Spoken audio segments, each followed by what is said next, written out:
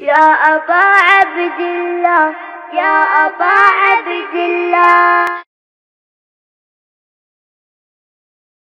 أعوذ بالله من الشيطان الرجيم. بسم الله الرحمن الرحيم. الحمد لله رب العالمين. الحمد لله الذي أحصى كل شيء عددا وجعل لكل شيء أمدا وقدر كل شيء تقديرا.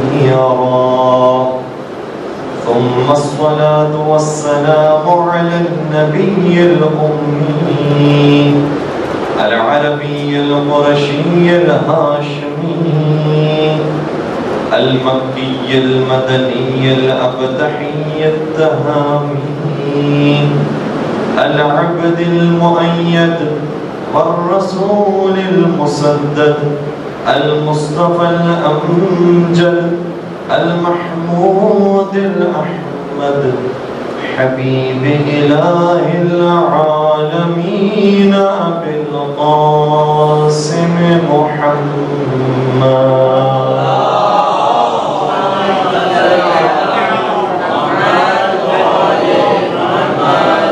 وعلى أهل بيته الطيبين الطاهرين المعصومين المظلومين الذين أذهب الله عنهم الرجس وطهرهم تطهيرا.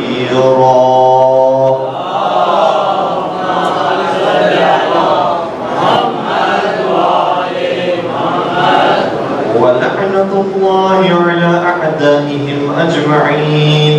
أما بعد فقد قال الله تبارك وتعالى في محكم كتابه المجيد وفرقانه الحميد. بسم الله الرحمن الرحيم. إن الذين اتقوا إذا مسهم طائف من الشيطان تذكروا فإذا هم مبصرون. درود بھیجیے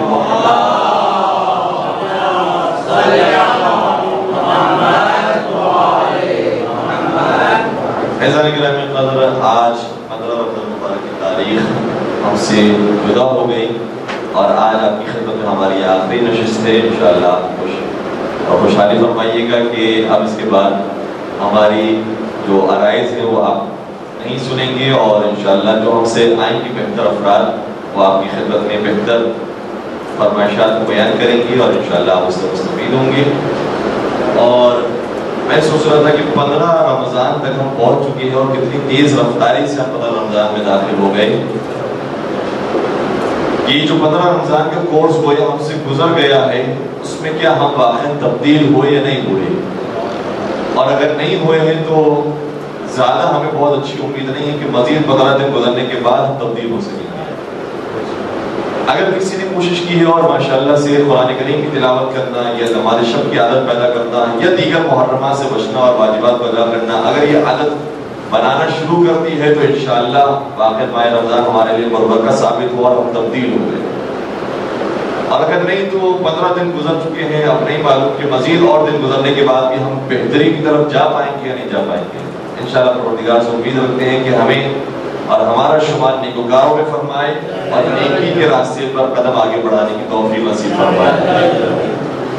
آج چونکہ سرکار حضرت امام حسن مجتبی علیہ السلام کی ولادت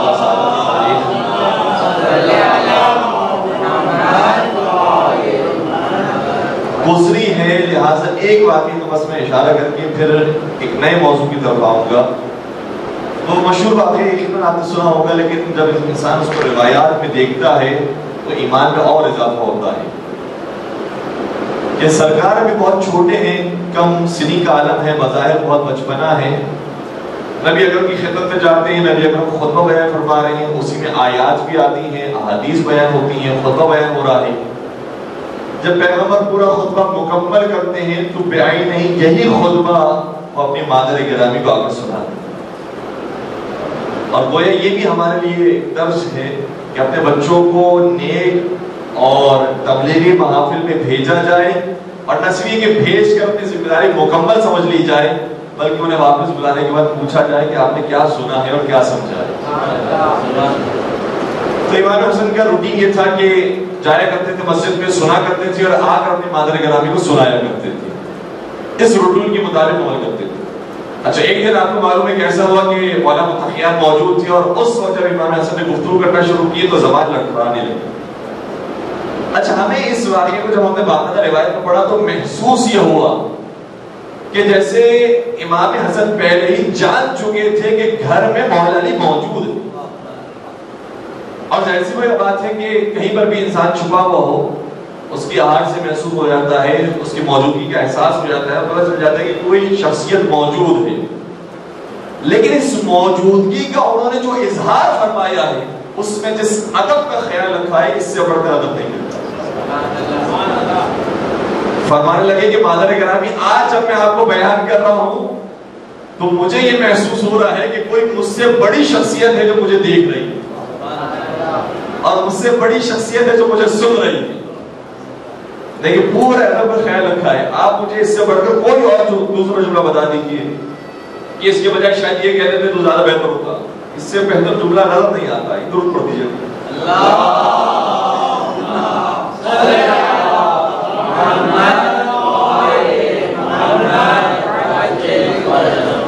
اگر یہ فرما دیں کہ بابا جان موجود ہے مجھے پتا ہے تو بھی ادب کے خلاف ہے۔ اگر یہ کہہ دیں کہ بابا جان آپ کہاں پر ہیں مجھے بتائیے، یا میں آپ کو دیکھ رہا ہوں آپ باہر آ جائیے، کوئی بھی دوسرا جملہ آپ تصور کر لیجئے، وہ سب ادب سے گرے ہوئے جملے ہیں۔ یہ جو اختیار کیا ہے میرے مولا نے انداز، کیا ہے مادر گرامی، جب میں آج آپ کو اپنا سبق سنا رہا ہوں تو مجھے یہ محسوس ہو رہا ہے کہ کوئی اور بڑی شخصیت ہے جو میرا سبق سن رہی ہے۔ اس سے پتہ چلتا ہے کہ پہلے ہی سے موجودگی کا اندازہ ہو گیا۔ اور اس کے بعد امام علی علیہ السلام باہر آئے اور اپنے بچے کو مبارکباد دی کہ اسی ادب کا خیال رکھا جاتا ہے، اور یہ ادب وہ ہے کہ جو آگے جا کر بھی ہمیں نظر آتا ہے کہ جب تک میرے مولا زندہ رہے، یعنی مولا متقیان جب تک حیات رہے، اس وقت تک کبھی امام حسن مسلم علیہ السلام نے ان کے سامنے خطبہ بیان نہیں کیا، بلکہ کئی مرتبہ خود میرے مولا نے بھی کہا کہ اے حسن تم اب خطبہ بیان کرو، چونکہ کبھی کبھار مقرر تبدیل ہو جاتا ہے، خطیب تبدیل ہو جاتا ہے تو سامعین کی توجہ بڑھ جاتی ہے، کہا کہ اب اس کے بعد تم خطبہ بیان کرنا، یعنی خود مولا علی کا خطبہ مکمل ہو گیا، اب آپ خطبہ جاری کیجیے اور آپ خطبہ بیان کیجیے۔ امام حسن نے معذرت چاہیے کہ اے پدر بزرگوار آپ کے بعد میں ضرورت نہیں کر سکتا کہ خطبہ بیان کروں، اور یہ ادب وہ ہے کہ جو خود مولا علی کے اندر بھی موجود۔ ہم جو نہج البلاغہ پڑھتے ہیں، نہج البلاغہ کے جتنے بھی خطبات ہیں یہ اس زمانے کے ہیں جب پیغمبر اکرم اس دنیا میں موجود نہیں تھے۔ حیات رسول اکرم میں کبھی میرے مولا نے خطبہ بیان نہیں کیا ہے، رسول اکرم کے احترام کی وجہ سے، اور اس کے بعد ایسے خطبہ بیان کیے کہ ہمارے علماء نے نہیں تفسیرہ لکھا ہے، خود برادران اہل سنت کے علماء نے تفسیرہ لکھا ہے کہ جو کلام اور جو خطبہ میرے مولا کا ہے، حضرت علی کا ہے، وہ ایسا ہے کہ جو فوق کلام المخلوق و تحت کلام الخالق ہے، یہ خالق کے مقام سے تو نیچے نظر آتا ہے لیکن مخلوق کے مقام سے اوپر نظر آتا ہے۔ صلوات پڑھ دیجئے محمد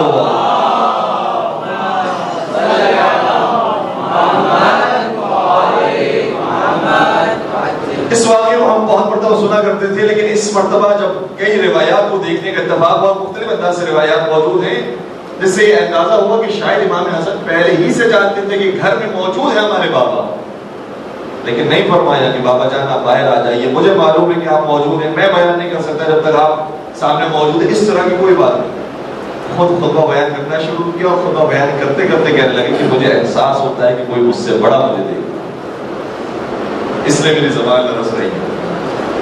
آج چونکہ 15ویں رمضان مبارک ہے تو ہم آپ کی خدمت میں قرآن کریم لے کر آئے ہیں، اس لیے نہیں کہ آپ پہلی مرتبہ اس کی زیارت کر لیں، زیارت تو آپ پورے مہینے کرتے رہے ہیں اور پڑھتے رہے ہیں۔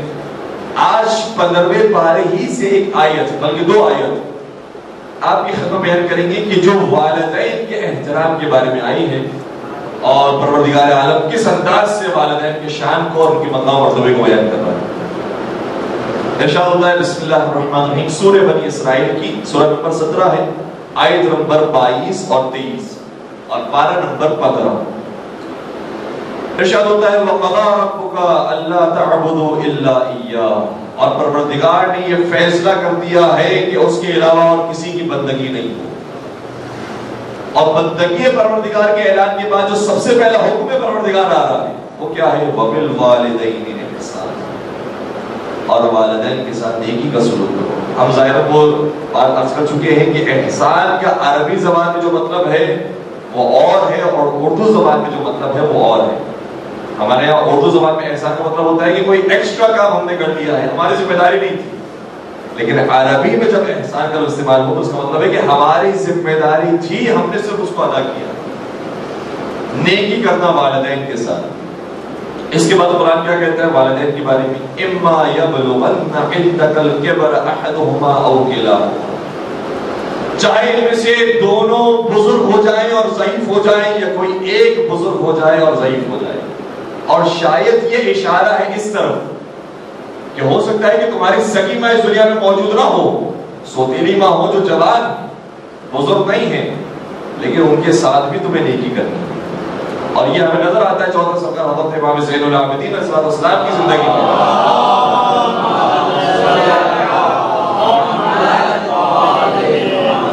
کہ جب میرے مولا کھانا تناول فرما رہے ہوتے تھے اور ان کی والدہ ان کے ساتھ ہوتی تھی تو روایات بیان کیا گیا ہے کہ وہ ان کی سگی والدہ نہیں تھی، یا سوتیلی ماں تھی یا دائیہ تھی۔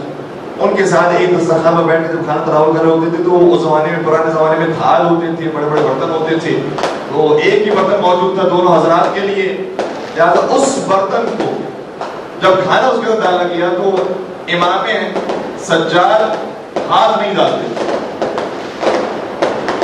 انشاءاللہ خدا اس جشن منانے والوں کو خیر دے اور انشاءاللہ اس میں اور برکت نصیب فرمائے اور انشاءاللہ سے قبول فرمائے۔ جب تک اس طرح سے وہ جشن منا رہے ہیں،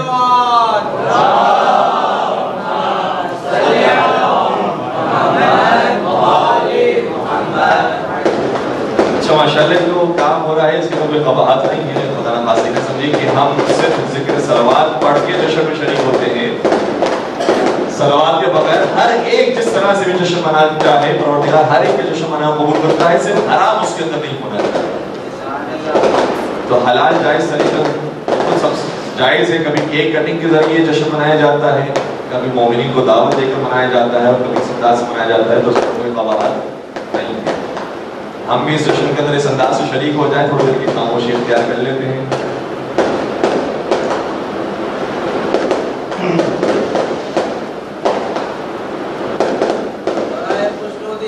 حسن علیہ السلام بلندر صلوات۔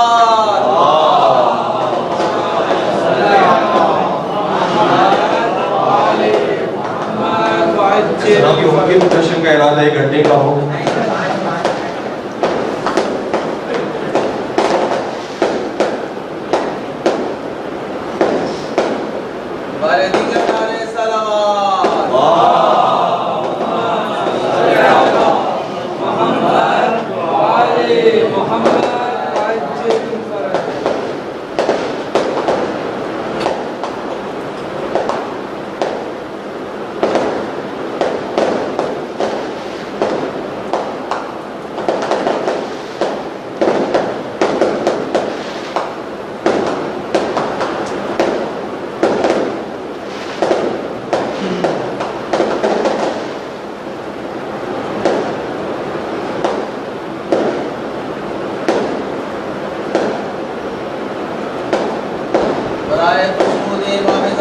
بلندر صلوات۔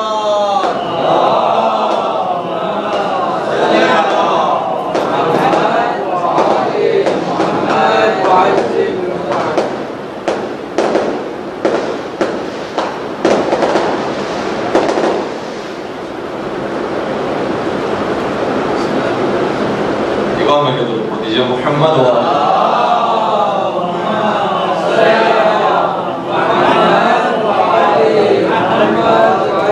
مولانا سید سجاد اپنی اس سوتیلی ماں یا دائیہ کے ساتھ بیٹھ کر کھانا تناول نہیں فرمایا کرتے. تو کسی نے اعتراض کیا، کہا کہ اے فرزند رسول آپ اپنے والدہ پر سب سے زیادہ رحم کرنے والے ہیں، آپ اپنی والدہ کے ساتھ سب سے زیادہ حسن سلوک کرنے والے ہیں، پھر کیوں ان کے ساتھ بیٹھ کر تناول نہیں فرماتے؟ تو مولانا نے شاہ فرمایا کہ مجھے یہ خوف ہے کہ جب کھانے کی طرف میری ماں کا ہاتھ آگے بڑھے کہیں ایسا نہ ہو کہ اس کی طرف میری نگاہ، بلکہ اس کے برعکس جملہ جو حقیقت میں لفظی ترجمہ اس کا بنے گا اس طرح سے ہے کہ کہیں ایسا نہ ہو کہ میں اپنے ہاتھ کو اس کھانے کی طرف آگے بڑھا دوں کہ جس کی طرف میری ماں کی نگاہ موجود ہے. اور اس کے بعد جو جملہ ہے وہ اس سے زیادہ سخت ہے. میں فرمایا کہ اگر میں نے یہ کام کیا کہ میں نے ہاتھ بڑھا دیا جبکہ اس کھانے کی طرف میری ماں کی نگاہ ہوئی تو کہیں میرا شمار حقوق والدین میں نہ ہو جائے، میں آپ کے والدین میں شمار نہ کر دیا جاؤں. اس قدر احتیاط فرماتے تھے مولانا سید سجاد. تو وہ کہ جس کی سگی ماں ہو، خونی ماں ہو، کہ جنہوں نے واقع پرورش کی ہو اور اس دنیا میں ہمارے آنے کی وجہ بنی ہو، سبب بنی ہو، تو ضروری ہے کہ ان کی خدمت کی جائے. اما یبلغن عندک الکبر احدہما او کلاہما، یا یہ دونوں بڑھاپے تک پہنچ جائیں یا کوئی ایک بڑھاپے تک پہنچ جائے، فلا تقل لہما اف، تو انہیں کبھی اف نہ کہنا. گویا اسے بتا دیا. اور اس لفظ کے بارے میں خود مفسرین نے لکھا ہے، چھٹے سے حضرت امام جعفر صادق رضی اللہ عنہ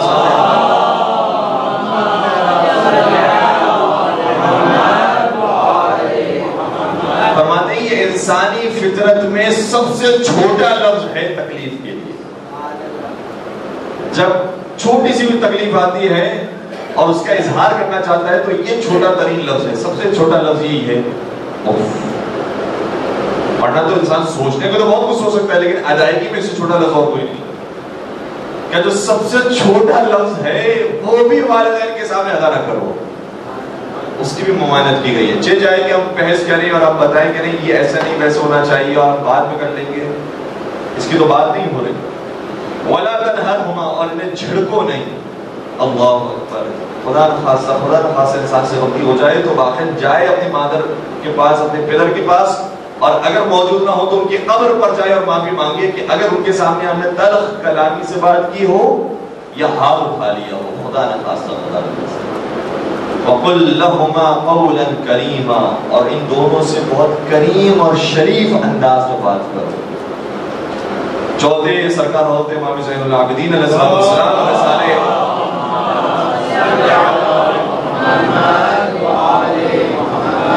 رسالہ حقوق کے اندر بھی اور صحیفہ سجادیہ کے اندر بھی باقاعدہ دعا کا جملہ یہ ہے اور بیان فرماتے ہیں مفہوم روایت یہ ہے کہ پروردگار مجھے اپنے والدین کا غلام بنا دے. جیسے ایک آقا ایک غلام کو اور ملازم کو حکم دیتا ہے، میری حیثیت میرے ماں باپ کے سامنے ایسی ہو کہ وہ پسند کریں کہ مجھے حکم دیا اور میں ان کے کام انجام دوں. اور پھر ہم نے کچھ عرصہ پہلے آپ کی خبر بھی کیا تھا کہ جو والدین کی واقعی خدمت کرتا ہے اس کے لیے رزق و روزی کے دروازے کیسے کھلتے ہیں. انشاءاللہ مزید اور اس پر روشنی ڈالنے کی کوشش کریں گے.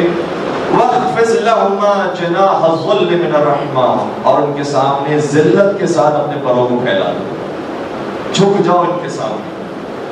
وَقُلْ رَبِّ ارْحَمْهُمَا كَمَا رَبَّيَانِي صَغِيرًا، اور یہ دعا مانگو کہ جس طریقے سے انہوں نے بچپن میں تم پر رحم کھایا ہے پروردگار میرے والدین پر رحم کرو. یہاں تک جو دو آیات تھی 15ویں سپارے کی وہ والدین کے بارے میں تھی. اور آج دل چاہتا ہے کہ میں اس موضوع پر بھی کچھ آپ کی خدمت میں کلام کروں کہ اگر والدین زندگی ان کی ختم ہو چکی ہو اور دنیا سے جا چکے ہو تو ہم کیسے انہیں شریک کر سکتے ہیں اپنے کاموں کے اندر، اپنے اعمال کے اندر، اور پھر ہم کیسے بر والدین میں شامل ہو سکتے ہیں.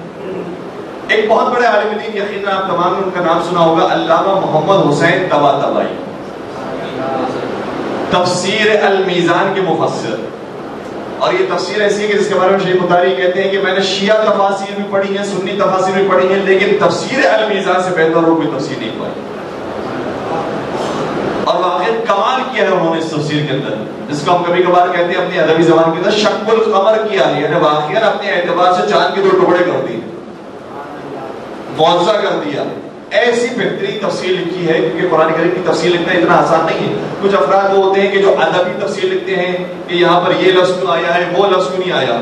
کچھ لوگ ہوتے ہیں جو اس کی روایتی تفسیر لکھتے ہیں کہ امام نے اس آیت کے بارے میں کیا فرمایا. لیکن کچھ لوگ ہوتے ہیں جو قرآن کی تفسیر خود قرآن کی آیتوں سے کرتے ہیں، جس کو کہا جاتا ہے تفسیر قرآن پہ قرآن. قرآن ہی قرآن کی آیتوں کی تفسیر کرتا ہے. یہ مشکل ترین روش ہے. اور اس طرح تفسیر کرنے میں پریشانی کیا ہوتی ہے کہ جب انسان ایک آیت کی تفسیر کر رہا ہو تو اس کے ذہن میں پورا قرآن موجود ہونا چاہیے، تب وہ اس ایک آیت کا حق ادا کر سکے گا. اس طریقے سے انہوں نے تفسیر کی ہے. اور ہم نے شاید پہلے بھی آپ کی بیان کیا تھا کہ بہت سارے لوگ گزرے ہیں اور حتیٰ مسلمانوں میں گزرے ہیں کہ جنہوں نے اس موضوع پر کتاب لکھی ہے متضاد القرآن، قرآن میں متضاد باتیں. لیکن علامہ محمد حسین طباطبائی کے بارے میں ملتا ہے کہ نہ صرف یہ کہ انہوں نے قرآن کی جو ظاہری اختلافات تھی اور تضاد باتیں تھی اس کو حل کیا ہے اور اس کو جمع کیا ہے، بلکہ انہوں نے قرآن کے بعد حدیث پر کام کرنا شروع کیا. اور حدیث میں بہار الانوار پر جب انہوں نے کام کیا ہے تو بہار الانوار کے بارے میں عام تاثر یہ ہے کہ اس کے اندر تو بہت ساری ضعیف حدیثیں موجود ہیں. لیکن ان کے شاگرد بھی بیان کرتے ہیں کہ ہم انتظار کرتے رہے کہ کون سا درس آئے گا جس میں کہیں گے یہ حدیث ضعیف ہے، یہ حدیث جھوٹی ہے، یہ حدیث جعلی ہے. کئی عرصے تک ہم ان کے درس میں شریک ہوتے رہے اور بہار الانوار کی کسی ایک حدیث کے بارے میں بھی انہوں نے نہیں کہا کہ یہ ضعیف. کیا مطلب؟ یعنی انہوں نے روایات کو جمع کیا ہے اور اس کو حل کیا ہے کہ اگر اس روایت میں یہ کہا جا رہا ہے کہ وہ چیز کرنا حرام ہے، دوسرے میں کہا جا رہا ہے کہ یہ چیز کرو جائز ہے یہ، تو وہاں جائز کیوں کہا جا رہا ہے یا حرام کیوں کہا جا رہا ہے؟ اس کے پیچھے بیک گراؤنڈ موجود ہے. اس طرح سے انہوں نے روایات کو حل کیا ہے. اور قرآن پر تو ان کا کام بڑا عالیشان. انہوں نے تفسیر لکھی المیزان کے نام سے اور جیسے ہی یہ تفسیر لکھی مشہور ہو گئی، ان کی زندگی میں مشہور ہو گئی. جیسے بہت سارے علماء کرام کے کام ہے. شیخ عباس قومی کا کام اسی طریقے سے مفاد الجنان لکھی اور زندگی میں مشہور ہو گئی. اس لیے جب شیخ عباس قومی اپنے وقت آخر انہوں نے کہا کہ میں مولانا رضا کی زیارت پر نہیں جا رہا ہوں، میری طرف سے ایک زیارت پڑھ دینا، اور روتے روتے جملہ ادا کیا، تو اس زائر نے کہا کہ آپ پریشان نہ ہو، ہر ایک زائر کے بغل میں شیخ عباس قومی موجود ہوگا اور وہ آپ ہی کی کتاب سے زیارت پڑھیں گے تو آپ کی ویسے زیارت ہو جائے گی. تو کچھ علماء ایسے ہوتے ہیں کہ جن کو اپنی زندگی میں پذیرائی مل جاتی ہے. علامہ محمد حسین طباطبائی نے المیزان لکھی. جب انہوں نے یہ کتاب لکھ دی تو ان کے بھائی علامہ محمد حسن طباطبائی، محمد حسن الہی طباطبائی، جو تبریز میں اس وقت موجود تھی، یہ قم میں تھی، وہ تبریز میں تھی، اور تقریباً دونوں کے درمیان 700-800 کلومیٹر کا فاصلہ ہے. انہوں نے جب یہ تفسیر مکمل کی، ابھی بہت زیادہ لوگوں کو اطلاع نہیں تھی، یہاں تک کہ محمد حسن طباطبائی کے خط آیا کہ آپ نے تفسیر مکمل کر لی ہے لیکن اس تفسیر کا ثواب آپ نے بابا جان کو ہدیہ نہیں کیا. محمد حسین طباطبائی پریشان ہو گئے، یہ تمہیں کیسے پتہ چلا کہ میں نے کیا کیا اور کیا نہیں کیا؟ اور پھر جستجو کی تفحص کیا کہ آخر ماجرا کیا، تمہیں کیسے اس کا علم ہوا؟ تو انہوں نے خط کے اندر پوری تفصیل لکھی کہ اب میرا ایک شاگرد ہے اور شاگرد کی خصوصیات میں سے خصوصیت یہ ہے کہ وہ ارواح کے ساتھ ارتباط قائم کرتا.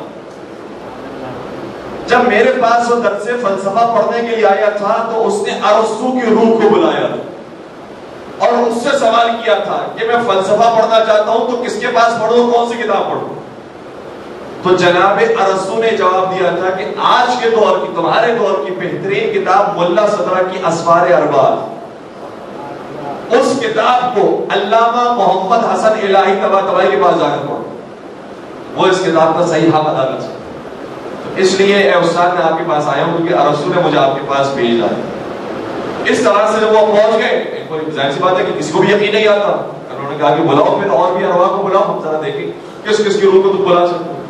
تو کبھی علامہ ہلنے کی روح کو بلائے گی، کبھی علامہ مجلسی کی روح کو بلائے گی، کبھی شیخ مفید کی روح کو، اور بڑے بڑے بزرگان کی روح سے اس طرح سے ارتباط قائم کرتے. اور ظاہر سی بات ہے کہ ہر ایک کی روح فوراً سے حاضر نہیں ہوتی تھی، کچھ اس کے اندر عملیات کرنے پڑتے تھے، اعمال کرنے پڑتے تھے، اور اس کے بعد وہ روح حاضر ہوتی تھی. تو کہتے ہیں کہ دو علماء کرام ہیں کہ جب ان کی ارواح کو بلایا گیا تو انہوں نے شکایت کی انہوں نے کہا کہ خبردار اب آئندہ ہمیں نہ بلانا. یہ کون سے دو بزرگان تھے؟ سید ابن طاؤس اور علامہ مہدی بیرونی. ان دونوں نے کہا کہ ہمیں اب دوبارہ سے زحمت نہ دینا، کیونکہ ہم خدمت امیر المومنین حضرت علی ابن ابی طالب صلی اللہ علیہ وسلم ہوتے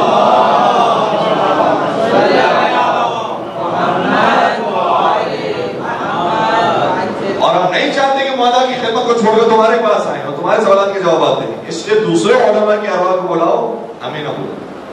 تو بڑے بڑے علماء کی ارواح کو بلایا، حتیٰ افلاطون کی روح کو بلایا. تو افلاطون کا جواب یہ تھا جو روایت کے اندر لکھا ہے، واقعی کے اندر موجود.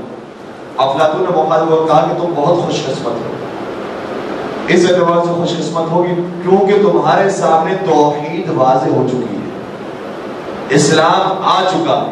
افلاطون اسلام سے پہلے کی یہ شخصیات ہے، ارسطو اسلام سے آنے کی سے پہلے کی شخصیات ہے، اور کئی ہزار سال پہلے کی شخصیات. کہ یہ تمہاری خوش قسمتی ہے کہ اسلام آ چکا ہے، تم توحید کو جان چکے ہو، اس لیے تم زندگی بھی گزار رہے ہو تو خدا کی محبت اور عبادت کے ساتھ، اور مرو گے بھی تو پروردگار کے راستے پر، اس لیے تم بڑے خوش قسمت ہو. ورنہ ہم نے بڑی تبدیلی کی ہے، دنیا کی حقیقت جاننے کی کوشش کی ہے اور ہم تک دنیا کی حقیقت واضح نہیں ہو سکتی. اس لیے تم اپنے آپ کو خوش نصیب سمجھو کہ تمہیں راستہ پتہ چل گیا کہ صحیح راستہ کیا ہے.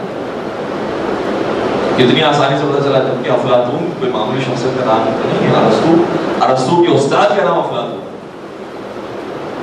تو خیر جب انہوں نے ارواح کو بلایا تو انہی ارواح میں سے ایک مرتبہ اپنے پیدر کی اور اپنے والد کی روح کو بلایا. صاحب آئے تو انہوں نے جہاں بہت ساری گفتگو تھی اس میں سے ایک بات یہ کی کہ اپنے بھائی محمد حسین سے کہہ دینا کہ انہوں نے جو تفسیر المیزان لکھی ہے اس کے ثواب میں ہمیں شریک نہیں کیا. ان سے کہو کہ اس کا ثواب ہمیں بھی ایثار کرے، انہوں نے اتنا عظیم کام کیا. تو اس کے بعد اے بھیا میں آپ کو ایک خط لکھ رہا ہوں کہ میرے بابا نے آپ کے بارے میں شکایت کی ہے کہ آپ نے تفسیر لکھی ہے اور اس کا ثواب مثال نہیں کیا، آپ مثال فرمائیے. تو سنیے کہ جواب میں کیا لکھا. جواب میں نہیں لکھا کہ ہاں بہت شکریہ آپ کا، بڑی مہربانی کہ میری یہ تفسیر قبول ہو گئی اور کیا کہنے آپ کے، بس میں ابھی کرتا ہوں یہ کام. کہنے لگے کہ میں نے جب یہ تفسیر لکھی تھی تو میں اس تفسیر کو ناچیز اور حقیر سمجھ رہا تھا اور مجھے پتا ہی نہیں تھا کہ پروردگار کی بارگاہ میں اتنی مقبول ہوگی، اس کا اتنا اجر و ثواب ہوگا کہ میں کسی کو ہدیہ کر سکوں.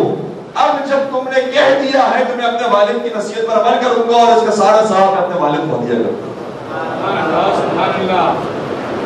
اور جب یہ خط لکھا اور خط لکھنے کے بعد یہ پہنچا ہے محمد حسن طباطبائی کے پاس، تو نہ صرف یہ کہ انہوں نے اس خط کا جواب دیا بلکہ یہ لکھا اس کے اندر کہ والد آئے تھے اور انہوں نے تمہارا شکریہ ادا کیا کہ جو تم نے تفسیر لکھی تھی اس کا ثواب ہم تک پہنچ گیا. تو یہ جو ایصال ثواب ہے یہ بہت بہترین کام ہے اور ہر نیکی کے کام میں ہم اپنے والدین کو شریک کر سکتے ہیں، تمام مروبین کو شریک کر سکتے ہیں. اور اس سلسلے میں آیہ کریمہ موجود ہے، درود پڑھ دیجئے محمد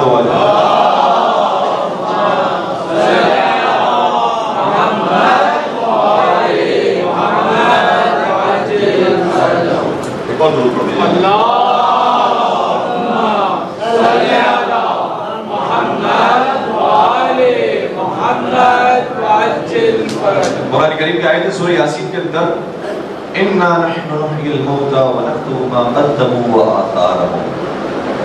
ہم ہیں جو مردوں کو زندہ کرتے ہیں اور ہم ہیں جو تمہارے نامہ اعمال کو لکھ رہے ہیں جو تم نے انجام دیا. اور پھر اس کا آگے کا جملہ یہ ہے اور ہم اس نامہ اعمال کو بھی لکھ رہے ہیں کہ جس کو تم نے انجام نہیں دیا ہے لیکن اس کے اثرات تم چھوڑ کر گئے تھے، وہ اثرات تمہارے نامہ اعمال کا ہے، اس کو بھی ہم لکھ رہے ہیں. تو یہ جو ایصال ثواب ہے، یہ جو پہنچایا جاتا ہے، یہ یقیناً بزرگان کی ایک تو رسم ہے، ایک طریقہ ہے جو سنت ہے جو ہم تک پہنچی ہے. اور دوسری بات یہ ہے کہ یہ ثواب ہم عام طور پر ان کو پہنچاتے ہیں کہ جن کا کوئی نہ کوئی حق ہماری گردن پر پندرہ ہوتا ہے. تو وہ کام جو وہ کر کے چلے گئے ہیں اس کے آثار باقی ہیں، وہ آثار ان کے نام اعمال تک پہنچ رہے ہیں. پھر جو ہم دعا مانگتے ہیں عام طور پر الحمد کے بعد 3 مرتبہ سورہ اخلاص کی تلاوت کرتے ہیں اور اس کے ثواب اپنے مرحومین کو اصرار کرتے ہیں، اس کے بعد ایک دعا مانگتے ہیں. وہ دعا بھی روایت کے اندر موجود ہے. اس دعا کا جملہ کیا ہے؟ اللہم اغفر للمؤمنین والمؤمنات والمسلمین والمسلمات الاحیاء منہم والاموات، یعنی یہ صرف مردوں کے لیے نہیں پڑھی جا رہی سورہ فاتحہ، جو زندہ ہیں ان پر بھی تو رحم فرما اور ان پر بھی احسان فرما. اور بہت سارے افراد ایسے گزرے جنہوں نے باقاعدہ اپنے نام لکھوائے فاتحہ کی فہرست کے اندر کہ ہمارا نام بھی لکھ دیجیے. تو زندہ ہیں، زندہ کے اوپر بھی فاتحہ کے ثواب پہنچ سکتا ہے اور مردہ کے اوپر بھی پہنچ سکتا ہے. آگے کا جملہ کیا ہے؟ تابع بیننا وبینہم بالخیرات، اور ہمارے اور ان کے درمیان خیرات کے ذریعے رد و بدل فرما. خیرات کا سلسلہ ہمارے اور ان کے درمیان جاری فرما. تابع بیننا وبینہم بالخیرات انک مجیب الدعوات، تو ہے جو دعاؤں کا سننے والا. تو یہ سلسلہ منقطع نہیں ہوتا ہمارے یہاں، عیسیٰ صاحب کا سلسلہ جاری رہتا ہے. اور نہ صرف کہ اس سے مردوں کو فائدہ ہوتا ہے بلکہ پڑھنے والے کو فائدہ ہوتا ہے. بعض روایت کا جملہ یہ ہے کہ جو شخص دوسروں کے لیے دعا کرتا ہے تو آسمان کے 2 لاکھ فرشتے اس شخص کے لیے دعا کرتے. یہ ایک دعا دوسرے کے حق میں کر رہا ہے، سمجھ رہا ہے کہ دوسرے کا کام ہو رہا ہے، اس کا کام تو ہو رہا ہے، ہمارا کام کے ساتھ ساتھ ہو رہا ہے. اور اسی طرح سے وہ روایت میں ہم نے ظاہراً آپ کی خدمت پیش کی تھی، لیکن ایک جملہ اس کا رہ گیا تھا کہ کبھی کبھار ایک صدقہ ہوتا ہے اس کا 10 ثواب ملتا ہے، کبھی اس کے 70 ثواب ملتے ہیں، کبھی 700، کبھی 70,000، کبھی 1 لاکھ. تو اس میں جو 70,000 والی منزل ہے کہ ہم نے ایک صدقہ دیا ہے لیکن 70,000 صدقوں کا ثواب ملے گا. وہ کب ملے گا؟ جب زندہ اپنے مرحوم کے لیے کچھ ایثار کرتا ہے، جب ان کے لیے صدقہ نکالتا ہے تو وہ ایک نکالتا ہے 70,000 صدقات کا ثواب اسے. تو یہ ہمارے یہاں سلسلہ منقطع نہیں ہوتا، یہ سلسلہ جاری رہتا ہے. تو اس لیے اگر دنیا میں نہیں ہے والدین تو ان کی قبر پر جائیں، فاتحہ خوانی پڑھیں، اور ہم جب جاتے ہیں ان کی قبر پر تو اس چیز کو بھی محسوس کرتے ہیں. میرے اور آپ کی جو سرکار حضرت امام زین العابدین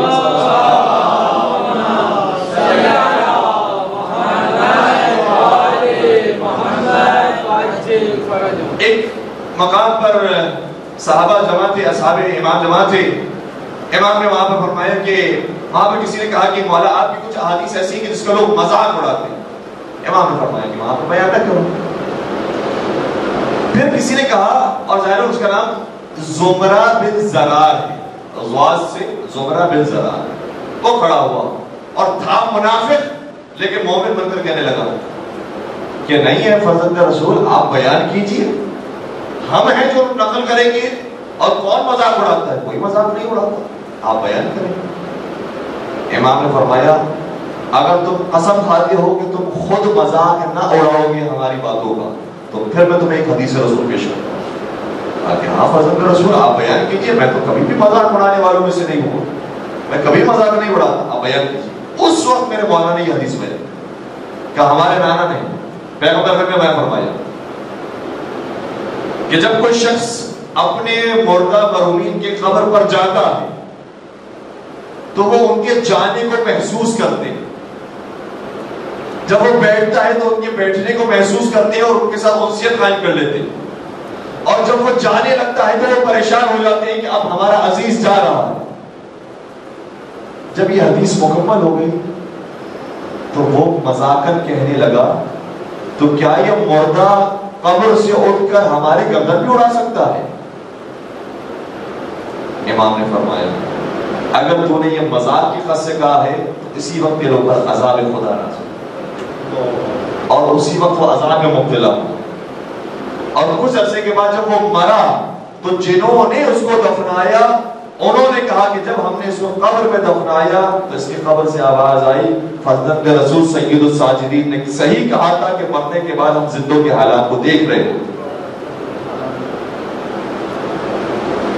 جو مرحومین ہو گئے ہیں ان کا رابطہ ہم سے منقطع نہیں ہوا ہے. کچھ علماء تو ایسے ہیں کہ جو رابطہ بھی برقرار کرتے ہیں جس طریقے سے ہم نے مثال عرض کی ہے. اور ویسے بھی ارواح زندہ رہتی ہیں، یا یہ مشکلات کے اندر ہوتی ہیں اور عذاب جھیل رہی ہوتی ہیں، یا یہ خوشی کی حالت میں ہوتی ہیں اور جنت کی نعمتوں سے لطف اندوز ہو رہی ہوتی ہے. تو دونوں سچویشن کے درمیان ہوتی ہے. اور ہم جب ان کے یہاں پہنچتے ہیں تو ان کے عذاب میں کمی آ جاتی ہے اور ان کا ثواب بڑھنا شروع ہو جاتا ہے، حالات ان کے بہتر ہو جاتے ہیں. تو جا کر ہم جو سورہ یاسین پڑھتے ہیں، سورہ رحمان پڑھتے ہیں، سورہ ملک کی تلاوت کرتے ہیں، آیت الکرسی کی تلاوت کرتے ہیں، حتیٰ جا کر وہاں پر چھڑکاؤ کرتے ہیں پانی کا، ہمارے اس آنے کو محسوس کرتے ہیں. اور ایسی ایسی روایات موجود ہے کہ جیسی نیت کے ساتھ ہم جو چیز بھجواتے ہیں ویسی وہ وہاں پر پہنچتی ہے. سید علی قاضی طباطبائی کا نام کس سے نہیں سنا ہے؟ بہت بڑے عارف، آیت اللہ بہجت کے استاد، علامہ محمد حسین طباطبائی کے استاد، امام خمینی کے استاد سید علی قاضی طباطبائی کہ جن کا مزار وادی السلام میں موجود ہے، حرم امیر المومنین کے ساتھ وادی السلام میں ان کی قبر موجود ہے. سید علی قاضی طباطبائی کے بارے میں ہزار کی روایت کہتے ہیں کہ ایک رات انہیں خواب میں ان کی ماں آئی اور کہا کہ کل رات بہو نے جو ہمارے پاس صدقہ بھجوایا ہے وہ اس طرح سے بھجوایا کہ سارے قبرستان میں میرا مذاق اڑایا. اس طرح کا انہوں نے خواب دیکھا. اب ان کو معلوم نہیں تھا کہ کیا بھجوایا گیا ہے، کیا ہوا. بیدار ہوئے خواب سے اور اپنی بیوی سے سوال کیا کہ بھئی کیا بھجوایا تھا تم نے میری ماں کے لیے. اور یہ بھی ماشاءاللہ سے علماء کا گھرانہ ہے اور مومن کے گھرانے کے اندر یہ چیز عام ہونی چاہیے کہ کبھی بہو ساس کے لیے کچھ خدمت کرے اور کبھی ساس بہو کو کوئی دعا دے. یہ ماحول ہونا چاہیے جو علماء کرام کے گھرانے کا ماحول. ماں نے کہا کہ مجھے میرے لیے بھجوایا ہے لیکن جو چیز بھجوائی ہے اس سے میرا مذاق اڑ کے پورے قبرستان. بیوی سوال کیا کہ بھائی تم نے کیا بھجوایا تھا؟ آگے کچھ نہیں، کوئی خاص چیز نہیں، میں نے تو جو پکایا تھا وہی میں نے سائل کو دیا تھا اور نیت کی تھی کہ اس کا ثواب آپ کی مادر گرامی تک پہنچ جائے.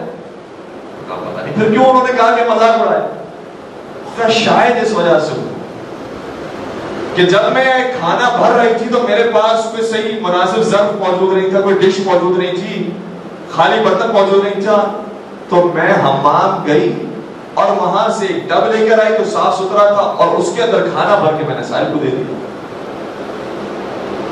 تو پھر سب میں آیا کہ جو ٹب کے ساتھ کھانا گیا ہے تو ویسے ہی کھانا ان کی ماں تک پہنچا اور ان تک پہنچنے کے بعد قبرستان والوں نے مذاق اڑایا کہ آج تمہاری بہو نے ٹب کے اندر کھانا بھجوایا تمہارے لیے.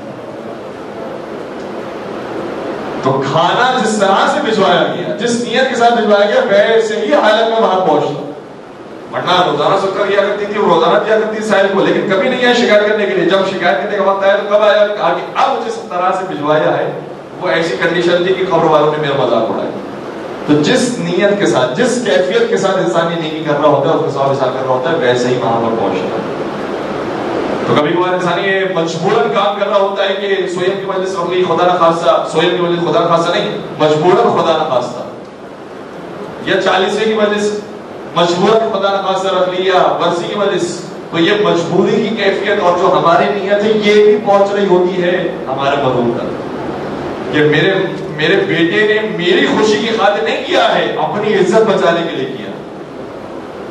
میری اولاد نے ہم تک ایصال ثواب پہنچانے کے لیے نہیں کیا ہے، اپنے مقام اور اسٹیٹس کو بچانے کے لیے کام کیا. تو جس نیت کے ساتھ انسان نے مرحومین کے لیے کام کیا ہوتا ہے اسی نیت کے ساتھ وہ ہمارے پہنچتے ہیں. درود پڑھ دیجیے محمد و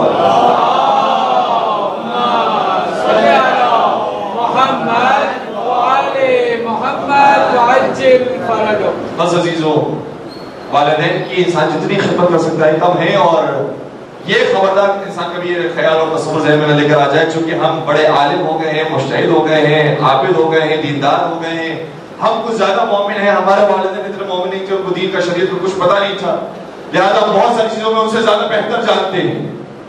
بڑی خطرناک بیماری ہے. اور میں نے آپ کی خدمت میں چند حوالے پیش کر دیے، مولانا سید سجاد کی سیرت پیش کر دی. ان کا مقام ان کی ماں سے زیادہ ہے، امام ہے، حجت خدا ہے، لیکن پھر بھی اجرا. پیغمبر اکرم کا واقعہ میں پیش کر چکا کہ پیغمبر اکرم سے بڑھ کر کوئی شخصیت نہیں، لیکن وہ بھی اپنی ماں کی خدمت میں ایسے ہی جاتے تھے جیسے ایک عام بچہ اپنی ماں کے پاس جاتا ہے. اور اسی طرح سے اس کے برخلاف مثال بھی ہمارے سامنے موجود ہے.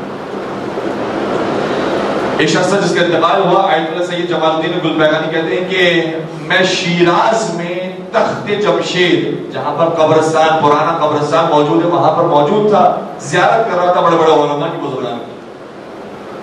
اتنے میں ایک جنازہ آیا. جب انہوں نے مجھے دیکھا آیت اللہ سید تو کہا کہ قبلہ آپ اس کی تلقین پڑھ دیجئے. میں ان کے حکم کے مطابق قبر میں اتر رہا اور تلقین پڑھنا شروع کیا۔ جب میں نے تلقین پڑھی تو چونکہ برزخی آنکھ رکھتے تھے، باطن کو جانتے تھے، تو جیسے جیسے میں نے تلقین پڑھنا شروع کی ویسے ویسے وہ کہنے لگا کہ لا لا میں نہیں مانتا اس کو، میں نہیں مانتا۔ جب میں نے کہا اسمع افہم یا فلان ابن فلان، سمجھو اور سنو، اور اس کے ساتھ ساتھ ہم سب کو سنانے کے لیے وہ حقیقت میں عقائد دہرائے جا رہے ہوتے ہیں، تو اس سے جب میں نے کہا کہ سنو اور سمجھو تو اس نے کہا کہ ما فہمت، میں کچھ نہیں سمجھ رہا اور میں کچھ نہیں سن رہا۔ اور پھر کہتے ہیں کہ میں نے دیکھا کہ ان کی قبر میں چھوٹے چھوٹے شیطان ہیں جنہوں نے جکڑا ہوا ہے اس کو کہ اس کی عاقبت خراب کر کے چھوڑ۔ اب میں ڈر گیا، یہ کون سا کتنا بڑا گنہگار ہے کہ جو قبر میں لایا گیا اور مجھے کہا گیا کہ اس کی تلقین پڑھنی ہے، لیکن اس کی عزت بھی بچانی تھی، لہٰذا تلقین پڑھتے رہے۔ پوری تلقین جب ہو چکی تو باہر آئے اور دیکھ رہے تھے کہ یہ ماں باپ کہاں پر۔ ماں کی حالت ایسی تھی کہ اتنا رو رہی تھی کہ اس سے گفتگو کرنا محال تھا، گفتگو نہیں ہو سکتی تھی۔ باپ لیکن کچھ سنبھلا ہوا تھا، صبر کیا ہوا تھا، لہٰذا باپ کے پاس گئے کہ کچھ دیر آپ سے بات کرنی۔ اکیلے میں جا کر باپ سے کہا کہ کون تھا کہ جس کو آپ دفنانے کے لے کر آئے؟ کہا یہ تو بہت بڑا عالم دین ہے، یہ تو حجت الاسلام والمسلمین ہے، یہ مولانا ہے، یہ علامہ ہے۔ اچھا، پھر ان کو حقیقت بیان کرنا پڑے کہ بہرحال ابھی بہت آخری مرحلہ ہے، اگر قبر بند ہو گئی تو اس کی تو قبر کے اندر جو فشار قبر ہے اور وہ جو آگے کے مراحل بڑے سخت ہوں گے۔ دیکھو سچی بات یہ ہے کہ جب میں اسے تلقین دے رہا تھا تو باقاعدہ اس نے کہا ہے کہ لا ماں میں نہیں جانتا، مجھے کسی چیز کا کوئی عقیدہ نہیں، اس سے مجھے تو لگتا ہے کہ یہ آگے جا کر جہنم میں جانے والا ہے، اگر آپ اس کے لیے کچھ کر سکتے تو کیجیے، اگر اس کا کوئی حق، کسی کا کوئی حق اس کی گردن پر باقی ہے تو اس کو جلدی سے ادا کروائیے۔ کہا کہ نہیں ہے ماشاءاللہ، خود عالم دین تھے، خود زیادہ بہتر شریعت کو جانتے ہیں، انہوں نے جو کیا ہوگا ٹھیک کیا ہوگا، اب نہیں معلوم کہ ایسا کیوں ہے۔ تو کہا پھر یہ بتائیے کہ ان کی ماں سے راضی ہے؟ کہا وہ بھی راضی ہے۔ کہا آپ راضی ہیں؟ کہا میں بھی راضی ہوں۔ جب انہوں نے اس انداز سے جواب دیا تو سمجھ گئے کہ شاید کوئی کدورت ہے ان کے اولاد کے ساتھ، اور کہا کہ آپ یہ بتائیں کہ کیا سچے دل سے محبت کے ساتھ آپ اپنے بیٹے سے راضی ہیں؟ تو کہا کہ بس میں کیا بتاؤں، ایک درد تھا جو مجھے ساری زندگی میں، کیا یہ جو میرا بیٹا عالم دین بنا ہے نا، جب سے یہ عالم دین بنا اور ہمارے شہر میں واپس آیا تو لوگوں نے اس کی دعوت ہی کی اور مجھے بھی ساتھ ساتھ بلایا کرتے تھے، مجھے بھی مہمانی پہ لے جایا کرتے تھے۔ جب ہم دعوت میں جاتے تھے تو لوگ اس سے بھی سوالات کرتے تھے اور مجھ سے بھی سوالات کرتے تھے، لیکن جب مجھ سے سوال کیا جاتا تھا تو میرا بیٹا مجھے ڈانٹ کر یہ کہتا تھا خاموش ہو جائیے، آپ کو کیا پتا، میں سیکھ کر آیا ہوں، میں بتاؤں گا، میں جواب دوں گا، میں عالم ہوں، آپ عالم تھوڑی ہیں۔ اور اس طرح سے جب وہ مجھے پورے محفل کے اندر ذلیل کرتا تھا تو میرا دل ٹوٹتا تھا کہ کیسا میرا بیٹا ہے، کیا سیکھ کر آیا، صحیح ہے بہت بڑا عالم ہوگا، بہت ساری چیز جانتا ہوں، میں نہیں جانتا، لیکن یہ طریقہ ہوتا ہے، یہ ادب آتا ہوتے ہیں والدین کے ساتھ، لیکن میں کچھ کہہ نہیں پاتا، میں یہ تو نہیں کہہ سکتا کہ میں تجھ سے بڑا عالم ہوں، میں تیرا باپ ہوں اس لیے میں زیادہ حق رکھتا ہوں، میں خاموش ہو جاتا ہوں۔ اور ایک نہیں کئی محفلوں میں اس نے یہی کیا ہے کہ مجھے ذلیل کیا ہے اہل محفل کے سامنے۔ تو اس اعتبار سے میرے دل میں قدورت تھی کہ یہ میرا ویسا فرما بردار بیٹا نہیں۔ انہوں نے کہا دیکھو آخری موقع ہے، اگر تم نے ابھی معاف نہیں کیا تو اس کی عاقبت بہت خراب ہے۔ یہ باپ کا دل ہے، بچوں کے لیے نرم ہو جاتا ہے۔ انہوں نے کہا کہ ٹھیک ہے، اگر ایسی بات ہے کہ اگر میں نے معاف نہیں کیا تو میرا بچہ بیچارہ جلتا رہے گا ساری زندگی، تو میں اس سے راضی ہو جاتا ہوں، میں آخر میں اسے کہتا ہوں کہ میں نے اس کو معاف کر دیا، جو کچھ اس نے میرے ساتھ کیا تھا میں بھول گیا، میں نے اس کو معاف کر دیا، تو یہ دنیا سے چلا گیا، پروردگار اس کی عاقبت بخیر ہے۔ جیسے ہی جملے باپ نے کہے کہ دوبارہ پلٹے اور جس کو بھی دفن کر رہے تھے روکا کہ ابھی مٹی نہ ڈالو، میں دوبارہ تلقین پڑھوں گا، دوبارہ اترے اور دوبارہ تلقین پڑھی، تو اب جب تلقین پڑھی تو نہ شیطان موجود تھے اور نہ وہ انکار موجود تھا، اور پوری تلقین جب مکمل ہوئی تو وہی مرحوم مسکرا کر دیکھ رہا، گویا کہہ رہا ہو کہ تو نے مجھے بچا لیا، اگر تو نہ ہوتا تو میری عاقبت خراب ہو جاتی۔ اور ہم یہ کہیں گے اس واقعے کو بیان کرنے والے اور اس واقعے کو دیکھنے والے سے کہ اگر وہ نہ ہوتے تو واقعا ہم بھی ہلاک ہوتے. انسان اگر ذرا سا زیادہ علم رکھنے والا ہو جاتا ہے, ذرا سے شہرت زیادہ آ جاتی ہے, ذرا سے پیسے زیادہ آ جاتا ہے, مقام مرتبہ زیادہ آ جاتے ہیں, تو ماں باپ نے کیا کیا تھا, ہم نے خود ایجاد کیا ہے, ہماری خود کی محنت ہے, ہمارے پاس یہ علم موجود ہے. تھوڑے سے جو غرور تکبر آ جاتا ہے. پروردگار اتنا ناپسند ہے کہ آدمی سارے واجبات کو انجام دینے والا ہو, سارے محرمات سے پرہیز کرنے والا ہو, اتنا بڑا عالم ہو جائے, تب بھی قبر کے اندر شیطان آتے ہیں اور قبر کے اندر عذاب. کسی اور کی تو بات بھی نہیں ہو رہی. جو سارے واجبات اور محرمات کا خیال رکھنے والا ہے اس کی بات ہو رہی ہے, اگر اس کے ماں باپ اس سے راضی ہوں. تو جہاں ہم بہت سارے بندگیوں کے راستے کو بیان کر رہے تھے اور ہم نے کوشش کی کہ بالخصوص نگاہ حرام پر گفتگو کی جائے, غیبت کے موضوع پر گفتگو کی جائے, بدگمانی کے موضوع پر گفتگو کی جائے, وہاں اہم ترین موضوع یہ ہے کہ اپنے گھر کے اندر اپنے والدین کے ساتھ اچھا سلوک رکھنا اور بہت سارے معاملات کے اندر خاموشی اختیار کرنا کہ ان کا دل نہ ٹوٹ جائے. بڑھاپے میں جانے کے بعد وہ بہت ساری باتیں کہتے ہیں اپنے تجربے کے حساب سے, اپنے معلومات کے حساب سے, اپنے علم کے حساب سے, لیکن انسان خاموشی اختیار کرے یا بہت احسن طریقے سے جواب دے. یہ طریقہ ہمیں ائمہ کرام نے سکھایا. صرف آخری مثال بیان کر رہا ہوں, ذہن کے تمام حضرت ابراہیم علیہ السلام کے چچا کا ذکر ہو رہا جن کا نام آزر ہے. اس واقعے کو واقعا آپ پڑھیں, محسوس کریں گے کہ کس ادب احترام کے ساتھ بڑوں سے بات کی جاتی ہے. اور چونکہ وہ چچا ان کے باپ کے مقام پر تھے, اس لیے انہوں نے ویسے حق ادا کیا جیسے ایک باپ کا حق ادا کیا جاتا ہے.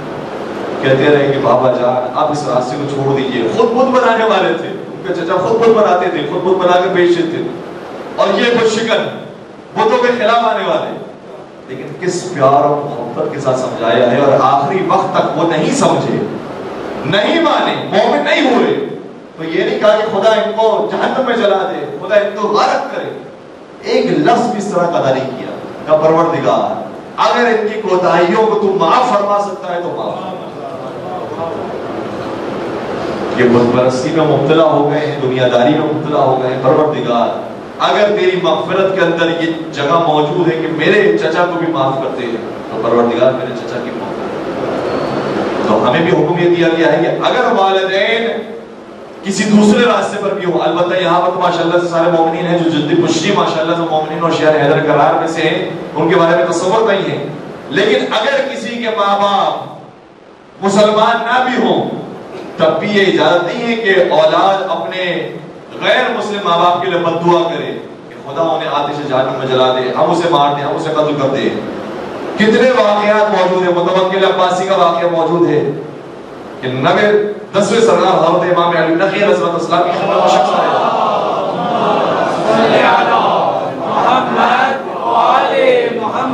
اور کہا کہ کیا مولا آپ اجازت دیتے ہیں میں اپنے باپ کو قتل کر دوں؟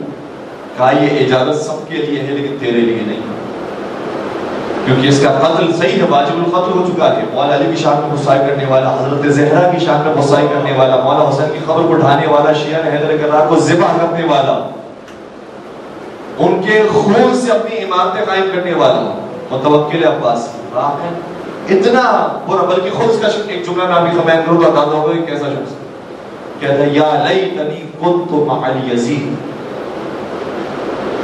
ہم سب کہتے ہیں کہ ہم کاش کربلا میں ہوتے تو مولا حسین پر اپنی جان کو قربان کرتے. یہ ملعون کہتا تھا کہ کاش میں بھی کربلا میں ہوتا تو یزید کے ساتھ دیتا. اتنا بڑا من نواز رسول قتل کرنے والوں میں تمنا کر رہا ہے کہ میرا بھی نام آتا. تو امام نے فرمایا اس کا قتل ضروری ہے لیکن واجب کفائی ہے, تمہارے لیے ضروری نہیں ہے. کوئی بھی دوسرا مسلمان اس کو قتل کرنا چاہے قتل کر سکتا ہے, لیکن تمہاری ذمہ داری نہیں, تمہارے لیے جائز نہیں. روایات کے اندر ملتا ہے, بعض روایت کے اندر, کہ خود اس بیٹے نے اپنے باپ کو پھر مار ڈالا. اتنا جلال میں آ گیا, اتنا جذبات میں آ گیا, مولا کی بات بھی نہیں مانی, آگے میں اس کو قتل کر دوں گا. اتنا زیادہ یہ شریعت کی نافرمانی کرنے والا, میں اس کو مار دوں. جب قتل کر دیا تو کچھ مہینوں کے بعد خود اس بچے کو بھی موت آ گئی. علماء بیان فرماتے ہیں کہ اس بچے کو جو موت آئی ہے, چاہے وہ نافرمان باپ تھا, چاہے وہ پروردگار کا معصیتکار بندہ تھا, کافر فاسق سب کچھ تھا, لیکن چونکہ اس کا باپ تھا, اس کا حق نہیں بنتا کہ اس کے اوپر ہاتھ اٹھائے. اس نے جو ہاتھ بلند کیا ہے اور قتل کیا ہے, اس کی وجہ سے یہ جلد موت کا شکار ہوا اور اسے فوراً موت آ گئی۔ تو اتنا بڑا کافر ہو کہ میرے مولا متوکل عباسی کے بارے میں کہتے ہیں کہ عاشرہم اکفرہم، ان کا جب 10واں آئے گا تو وہ سب سے بڑا کافر ہوگا۔ تو سب سے بڑا کافر بھی ہو، اگر اس کو بھی اس کا بیٹا مار دے تو چونکہ باپ کو مارا ہے اس لیے اس کے بھی آثار ہوتے ہیں اور اس کی بھی سزا بھگتنی پڑتی ہے، اس کے بیٹے سزا بھگتی ہے۔ اور اسی طرح نبی اگر کوئی زمانے میں عبداللہ بن ابی نامی جو سب سے بڑا منافق ہے، اس کے بیٹے نے بھی کہا تھا یا رسول اللہ مجھے اجازت دیجیے میں اپنے باپ کو قتل کر دوں، فرمایا نہیں تجھے اجازت نہیں اور نہیں قتل کرنے کا، اور اس سے پیغمبر کے فرمان دلا۔ تو بس عرض کرنے کا مقصد یہ ہے کہ ماں باپ صحیح ہے، بہت سارے معاملات میں ہم سے اختلاف رکھتے ہیں، ضروری نہیں ہے کہ ہمارے ذہنیت کے مطابق ہو اور شیر و شکر کے ساتھ یہ معاملات حل ہو جائیں۔ بیان کرنے میں تو حل ہو جاتے ہیں لیکن پریکٹیکل لائف دیکھی جائے تو واقعی بڑی سخت ہوتی ہے، لیکن اس پریکٹیکل لائف میں ہماری جو ذمہ داری بنتی ہے وہ یہ ہے کہ بڑی خاموشی کے ساتھ اور بڑے حسن سلوک کے ساتھ ان کے ساتھ رویہ اختیار کیا جائے، چاہے وہ بہت اچھے دیندار اور مومن نہ بھی ہو، تب بھی ہماری ذمہ داری بنتی ہے کہ بحیثیت اولاد اپنے ماں باپ کی خدمت کریں۔ بس پروردگار سے دعا کرتے ہیں کہ پروردگارا سرکار امام حسن مصطفیٰ علیہ السلام کا واسطہ، مولانا حسین کا واسطہ، ان کے آباء و اجداد کا واسطہ، ان کے والدین کا واسطہ، ہمیں اپنے والدین کی اچھے طریقے سے خدمت کرنے کی توفیق عطا فرما، ان کی دعائیں حاصل کرنے کی توفیق عطا فرما، اولاد اور والدین میں پیار اور محبت کو مزید قائم و دائم فرما۔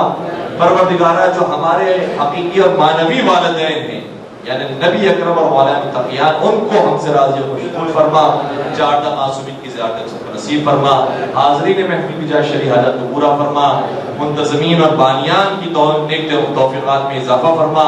پروردگارہ اس عزا خانے کی اور تمام عزا خانوں کی حفاظت فرما، تمام مقامات مقدسہ مساجد کی حفاظت فرما، اس کے خلاف سوء ظن رکھنے والے اور شر کا ارادہ رکھنے والوں کی طرف ان کا شر پلٹا دے۔ ظالمین اگر یہ قابل ہدایت ہے تو ان کی ہدایت فرما، قابل ہدایت نہیں تو انہیں نیست و نابود فرما۔ اپنی اولاد میں محبت محمد والے محمد منتقل کرنے کی توفیق نصیب فرما، سیرت محمد والے محمد پر عمل پیرا ہونے کی توفیق نصیب فرما، تمام مریضوں کو شفا کاملہ عاجلہ نصیب فرما، بے روزگار مومنین کو صاحب روزگار بنا دے، جو رزق حلال کما رہے ان کے رزق میں برکت و کثرت نصیب فرما، پالنے والے کوئی غم نہ دینا سوائے غم امام حسین صلی اللہ علیہ وسلم کے۔ اور یہ جو مجالس اور یہ جو دروس جاری ہوئے پروردگارہ اس کے اندر دل دگنی رات چگنی ترقی نصیب فرما، اور پروردگارہ جو اس کے اندر دام جنم سخن قدم میں کسی بھی طریقے سے شرکت کر رہے ہیں پروردگارہ انہیں کوئی غم نہ دینا سوائے غم امام حسین صلی اللہ علیہ وسلم کے، اور ان کی پریشانی دور فرما۔ پروردگارہ تمام مظالم سے انتقام کے لیے اور ہمارے یہاں ہمارے دلوں کو مسرور کرنے کے لیے ہمارے مولا اور آقا کا ظہور جلد جلد فرما، اور ان کے آوان و انصار عاشقین و محبین میں ہم سب کا نام شامل فرما۔ ربنا تقبل منا انك انت السميع العليم وتب علينا انك انت التواب الرحيم برحمتك يا ارحم الراحمين۔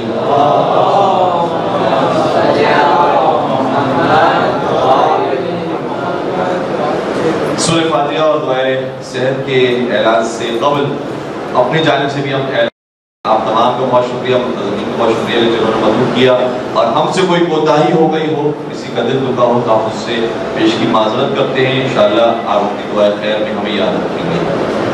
ایک دعا صحت کی جو اعتبار سے وہ جناب حجت الاسلام والمسلمین طلباء سید رضی جامع علی جو اس وقت علیل ہے، پروردگار سے دعا کرتے ہیں حق محمد وآل محمد انہیں شفاء کامل اور عاجلہ نصیب فرمائے۔ ایک سورہ فاتحہ کی درخواست سے مرحوم آیت اللہ خوئی اور آیت اللہ خمینی، دیگر برادری نوزاد آغا سید محمد علی حسینی، شہید ڈاکٹر عباس حیدر، سید مہدی حسن، مرحوم سید پرویز رضوی، سید اصغر حسین اکبری، مرحوم انوار الحسن، مرحوم ولی النساء، مرحوم راضیہ خاتون، مرحوم محمد اکبر حسین، مرحوم جہان ممتاز جہاں بنت قمر الحسن، حاضرین کے مرحومین و مرحومات اور کل مومن و مومنات کے لیے رحم اللہ من قرأ الفاتحہ۔